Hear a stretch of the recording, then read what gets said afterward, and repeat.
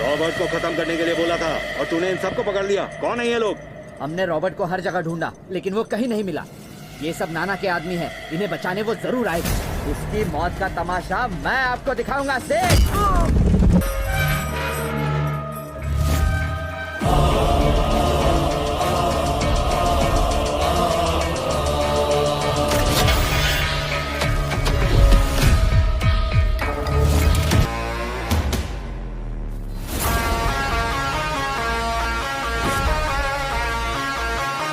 कौन है बे तू? राघव, रॉबर्ट का दोस्त। ओ, तुझे इधर भेजकर वो कहाँ गया? डर के भाग गया क्या? हाँ? ना वो कभी भागा है और ना ही कभी भागेगा, लेकिन तेरा आज जो हश्र होने वाला है वो तू सोच भी नहीं सकता। ऐसा क्या? रॉबर्ट आएगा क्या?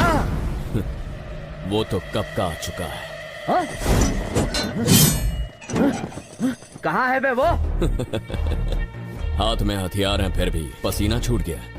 तेरे इसी डर में मौजूद है रॉबर्ट। मारो!